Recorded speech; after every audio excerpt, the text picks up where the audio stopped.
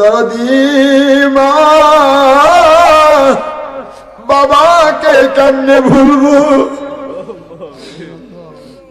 মাথার গাম পায়ে ফেলে বাবা পরিশ্রম করে মার কাছে দিতেন। মা দুঃখিনী রান্না করে আমাদের খাওয়াতে। মাকে কষ্ট দিয়েছি, মায়ের বুকে আঘাত করেছি। যখন সন্তান পেটে আসে মা দুঃখিনীদের যে কি কষ্ট হয়, নিজের গর্ভবতী স্ত্রীর দিকে তাকালে বুঝতে পারা যায়। বাড়ি থেকে যখন বাবার বাড়ি যায়, স্বামীর পা ধরে মাপ চাই, হয়তো আমি আর ফিরব না।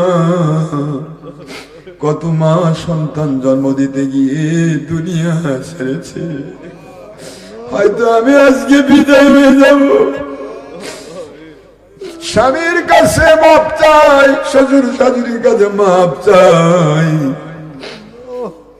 পেটে সন্তান আসার পর মা দুঃখিনী খেতে পারে না, যা খায় বমি হয়ে যায়। খাইতে পারে না, ওষুধ খাবে, তা সন্তান যদি পড়ে যায়, সন্তান পড়ে যাবে ভয়ে ঔষধও খায় না। কত ব্যবহার বেদি অসুখ নিয়েও মা সন্তানের পেটের মধ্যে সন্তান আগলিয়ে রাখে। অসুখে মারা যাব কিন্তু সন্তানের ক্ষতি হতে দেব না। আমি ওষুধ খাবো, আমার সন্তানের ক্ষতি হয়ে যাবে। দরদি মা খেতে পারে না 4 মাস, যা খায় বমি করে। 4 মাসের পর সন্তান জীবন পেলে বমি বন্ধ হয়ে গেল, কিন্তু ধীরে ধীরে পেট বড় হয়ে যায় অযাচিত ভাবে। মা বসতে পারে না, দাঁড়িয়ে যায়, দাঁড়াতে পারে না, শুয়ে যায়। কত মাকে দেখি দেওয়ালের সাথে পেট লেগে যে মা দাঁড়িয়ে থাকে। বলা হয় মা এমনটি করছেন কেন? মা দুঃখিনী বলে, জানি না, পেটের মধ্যে মনে হয় সন্তান আমাকে তার ছোট্ট পা দিয়ে লাথি দিয়েছে বুকে। মা বুকের লাথি খেয়ে পাগলের মতো শুয়ে যায়।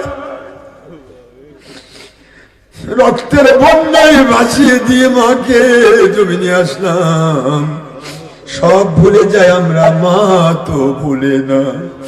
সন্তান প্রসব করতে গিয়ে মা বেহুশ হয়েছেন, এবার সেন্স ফেলে ফেলে মা একবারও স্বামীর কথা বলে নাই, একবারও মা বাবার কথা বলে নাই। শুধু বলে, আমার কলিজার টুকরা কোথায়, আমার বুকে দাও। যে সন্তান জন্ম দিতে গিয়ে মরতে বসেছ, সে সন্তান আমার বুকে চাও কেন? মা বলে, আমার জীবনের সকল কষ্ট আমি ভুলে গিয়েছি আমার কলিজার টুকরার চেহারা দেখে। ওই দরদি মা এত কষ্ট করেছেন, শেষ নেই, অর্থ নেই। ওই মা বাবাকে যে কষ্ট দেয়, ওই সন্তানকে বোঝার তৌফিক দেন। মা বাবাকে কষ্ট দিয়ে সন্তান কাবা ঘরের ইমাম হয়েও জান্নাতে যেতে পারবে না। মা বাবা নাফরমান কখনো বাঁচবে না। দরদি আল্লাহ মা বাবার খেদমত করার তৌফিক সন্তানগুলিকে দেন। যাদের আব্বা মা কবরে গেছে, কবর জান্নাত বানিয়ে দেন।